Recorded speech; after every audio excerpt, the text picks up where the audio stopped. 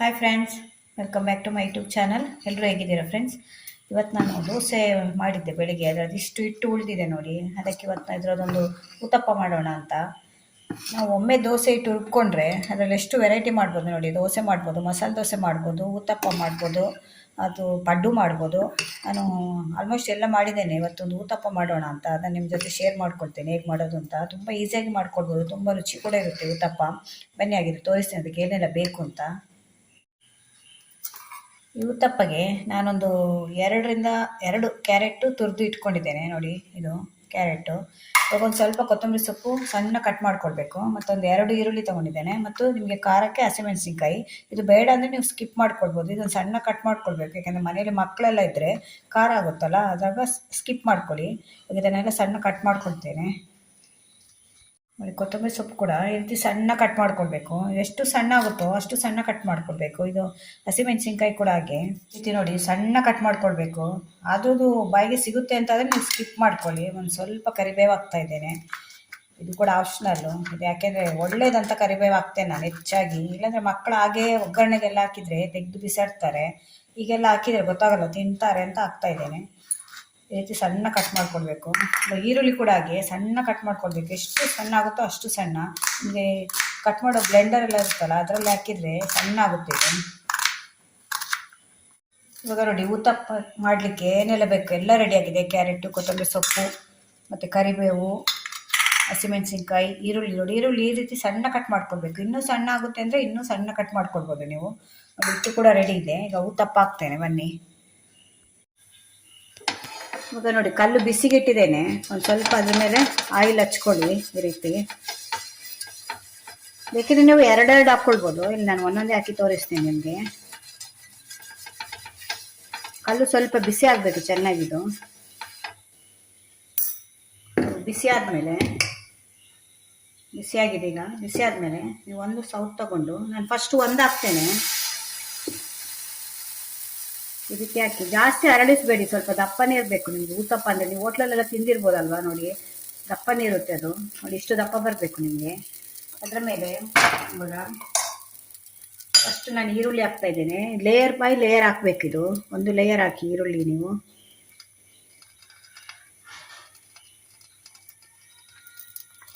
ಮತ್ತೆ ಅದಕ್ಕೆ ಕ್ಯಾರೆಟ್ ಹಾಕಿ ನೋಡಿ. ಎಷ್ಟು ಕಲರ್ಫುಲ್ ಕಾಣುತ್ತೆ ಅಲ್ಲ. ನೀವು ಹೋಟ್ಲಲ್ಲೆಲ್ಲ ಊತಪ್ಪ ತುಂಬ ಫೇಮಸ್ ಅಲ್ವಾ ಈ ಕಡೆ. ನಮ್ಮದೊಂದು ಉಡುಪಿ ಮಂಗಳೂರು ಕಡೆಯಲ್ಲೆಲ್ಲ ಊತಪ್ಪ ಅಂದರೆ ತುಂಬ ಫೇಮಸ್ ಇದು.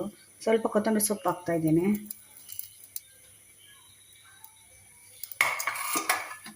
ಕೊತ್ತಂಬರಿ ಸೊಪ್ಪು ಹಾಕಿದ ಮೇಲೆ ಇವಾಗ ಹಸಿಮೆಣಸಿನ್ಕಾಯಿ ಮತ್ತು ಇದು ಕರಿಬೇವು ಮಿಕ್ಸ್ ಮಾಡಿ ಇಟ್ಕೊಂಡಿದ್ದಲ್ಲ, ಅದನ್ನು ಹಾಕ್ತಾ ಇದ್ದೇನೆ. ಇದೆರಡು ನಿಮಗೆ ಬೇಡ ಅಂದರೆ ಸ್ಕಿಪ್ ಮಾಡ್ಕೊಳ್ಳಿ, ಮಕ್ಕಳೆಲ್ಲ ತಿನ್ನೋರಿದ್ರೆ. ಇವಾಗ ನಾನು ಇದರ ಮೇಲೆ ಒಂದು ಸ್ವಲ್ಪ ಇದು ಚಟ್ನಿ ಪುಡಿನ ಹಾಕ್ತಾ ಇದ್ದೇನೆ. ನಮಗೆ ಚಟ್ನಿ ಪುಡಿ ಅಂದರೆ ತುಂಬ ಇಷ್ಟ, ಅದರಿಂದ ಇದನ್ನು ಕೂಡ ಬೇಡದಿದ್ದರೆ ಸ್ಕಿಪ್ ಮಾಡ್ಕೊಳ್ಬೋದು ನೀವು. ಇದು ಹಾಕೋದ್ರಿಂದ ನಿಮಗೆ ತುಂಬ ಟೇಸ್ಟ್ ಬರುತ್ತೆ ಚೆನ್ನಾಗಿ. ಹಾಕಿದ ಮೇಲೆ ಇದರ ಮೇಲೆ ಇವಾಗ ಎಣ್ಣೆ ಅಥವಾ ತುಪ್ಪ ಏನಾದರೂ ಹಾಕ್ಕೊಳ್ಬೋದು. ನಾನಿಲ್ಲಿ ತುಪ್ಪ ಹಾಕ್ತಾ ಇದ್ದೀನಿ. ನಿಮಗೆ ಯಾವುದು ಇಷ್ಟನೋ ಅದು ಹಾಕ್ಕೊಳ್ಳಿ. ಇವಾಗ ಎಲ್ಲ ಹಾಕಿದ ಮೇಲೆ ಒಂದು 2 ರಿಂದ 3 ನಿಮಿಷ ಕಾಯಬೇಕಿದು. ಮುಚ್ಚಿಡೋಣ ಇವಾಗ. ಈಗ 2 ನಿಮಿಷ ಆಗಿದೆ. ಇವಾಗ ತೆಗೆದು ಮತ್ತೆ ನೀವು ತಿರುಗಿಸಿ ಹಾಕಬೇಕು ನೋಡಿ ಹೇಗೆ ಕಾದಿದೆ ಅಂತ. ಈಗ ತೆಗೆದು ಮತ್ತೆ ಈ ರೀತಿ ತಿರುಗಿಸಿ ಹಾಕಿ 2 ಕಡೆ ಕೂಡ ಕಾಯಬೇಕಿದು. ಈಗ ನೀವು ದೋಸೆಗೆ ರುಬ್ಕೊಂಡ್ರೆ ಹೀಗೆ ಹಲವಾರು ಐಟಮ್ ಮಾಡ್ಬೋದು. ಯಾಕೆಂದರೆ ಒಂದೇ ದೋಸೆ ತಿಂದೇ ಬೋರ್ ಆಗುತ್ತೆ ಮನೆಯಲ್ಲಿ ಮಕ್ಕಳಿಗೆಲ್ಲ. ಅದರಿಂದ ಈ ರೀತಿ ಮಾಡ್ಕೊಳ್ಬೋದು. ಈ ರೀತಿ ಉತ್ತಪ್ಪ ಮಾಡಿ ತುಂಬ ಚೆನ್ನಾಗಿರುತ್ತೆ. ಇದು ಹೆಲ್ದಿ ಫುಡ್ ಕೂಡ ಮಕ್ಕಳಿಗೆಲ್ಲ. ಈ ರೀತಿ ಈ ಕಡೆ ಕೂಡ ಕಾಯಬೇಕು. ಬೇಕಾದರೆ ಹಿಂದೆಗಡೆ ಕೂಡ ಸ್ವಲ್ಪ ನೀವು ತುಪ್ಪ ಅಥವಾ ಆಯಿಲ್ ಹಾಕ್ಕೊಳ್ಬೋದು. ಇಲ್ಲಾಂದರೆ ಒಂದು ಸೈಡ್ ಹಾಕಿದರೆ ಸಾಕು. ಈ ಕಡೆ ಕೂಡ ಒಂದು 2 ರಿಂದ 3 ನಿಮಿಷ ಕಾಯಬೇಕಿದು. 2 ನಿಮಿಷ ಕಾದ್ಮೇಲೆ ನೋಡಿ ಹೇಗೆ ಬಂದಿದೆ ಅಂತ. ಎಷ್ಟು ಚೆಂದ ಕಾಣ್ತಿದೆ ನೋಡಿ. ಈಗ ಹೋಟೆಲೆಲ್ಲ ಹೋಗುವಾಗ ಹೋಗಿ ತಿಂತೇವಲ್ಲ ನಾವು, ಈಗ ಮನೆಯಲ್ಲೇ ಮಾಡ್ಕೊಳ್ಬೋದು ಈಸಿಯಾಗಿ. ಇನ್ನೊಂದು ಹಾಕಿ ತೋರಿಸ್ತೇನೆ. ಸೇಮ್ ಹಾಗೆ ಜಾಸ್ತಿ ಅರಳಿಸ್ಕೊಳ್ಬಾರ್ದು. ನಿಮ್ಗೆ ಎಷ್ಟು ದೊಡ್ಡ ಉತ್ತಪ್ಪ ಅಂದರೆ ಸ್ವಲ್ಪ ಸಣ್ಣದೇ ಇರುತ್ತೆ. ಕೆಲವರು ದೊಡ್ಡದು ಮಾಡ್ಕೊಳ್ತಾರೆ. ಇದು ನಾನು ಸಣ್ಣದು ಉತ್ತಪ್ಪ ಮಾಡ್ತಾ ಇದ್ದೇನೆ, ಚಿಕ್ಕ ಉತ್ತಪ್ಪ. ತುಂಬ ದಪ್ಪ ಹಾಕಿದರೆ ಕೂಡ ಅದು ಚೆನ್ನಾಗಿರಲ್ಲ, ಸರಿಯಾಗಿ ಬೇಯೋಲ್ಲ ಅದು. ಇವಾಗ ಅದ್ರ ಮೇಲೆ ಈರುಳ್ಳಿ ಕೂಡ ಅಷ್ಟೇ. ನಿಮಗೆ ಜಾಸ್ತಿ ಬೇಕಾದ್ರೆ ಜಾಸ್ತಿ ಹಾಕ್ಕೊಳ್ಬೋದು. ಎಷ್ಟು ಬೇಕೋ ಅಷ್ಟು ನೋಡ್ಕೊಂಡು ಹಾಕೊಳ್ಳಿ ನಿಮ್ಮ ಟೇಸ್ಟಿಗೆ. ಕೆಲವರಿಗೆ ಕ್ಯಾರೆಟ್ ಜಾಸ್ತಿ ಹಾಕಿದರೆ ಸಿಹಿ ಆಗುತ್ತೆ ಅಂತ ಹೇಳ್ತಾರೆ, ಅದರಿಂದ ಆ ಚಟ್ನಿ ಪುಡಿ ಹಾಕಿದರೆ ನಿಮಗೆ ಸಿಹಿ ಕೂಡ ಗೊತ್ತಾಗಲ್ಲ. ಅದ್ರ ಮೇಲೆ ಚಟ್ನಿ ಪುಡಿ ಹಾಕಿದರೆ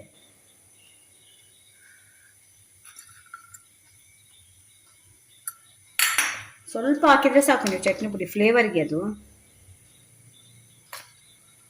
ಮನೇಲಿ ಇರುತ್ತಲ್ಲ ಚಟ್ನಿ ಪುಡಿ, ಇಲ್ಲ ಅಂದರೆ ಸ್ಕಿಪ್ ಮಾಡ್ಕೊಳ್ಳಿ, ಪರವಾಗಿಲ್ಲ. ಬೇಕು ಅಂತ ಏನಿಲ್ಲ ಚಟ್ನಿ ಪುಡಿ.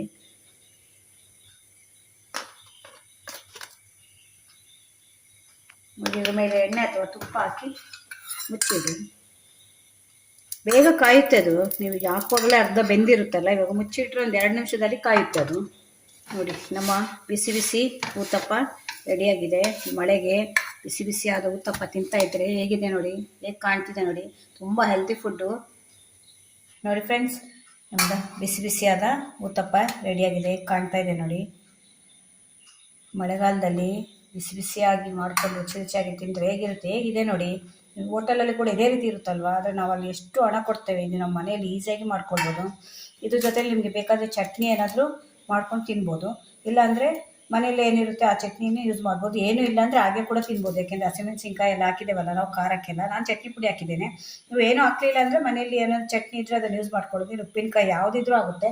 ನಾನಿಲ್ಲಿ ಸಾಂಬಾರು ಮಾಡಿದ್ದೆ, ಇದು ನಮ್ಮ ಮಂಗಳೂರು ಸೌತೆಯ ಸಾಂಬಾರು, ಅದನ್ನೇ ಕೊಡ್ತಾ ಇದ್ದೇನೆ ಅದ್ರ ಜೊತೆಯಲ್ಲಿ. ಮತ್ತು ಅದ್ರ ಜೊತೆಯಲ್ಲಿ ನಾನು ಕೊತ್ತಂಬರಿ ಸೊಪ್ಪು ಚಟ್ನಿ ನಾನೇ ಮಾಡಿದ್ದೆ. ಇದ್ರ ರೆಸಿಪಿ ಕೂಡ ನನ್ನ ಚಾನಲಲ್ಲಿದೆ, ಅದನ್ನು ಕೂಡ ಕೊಡ್ತಾ ಇದ್ದೇನೆ.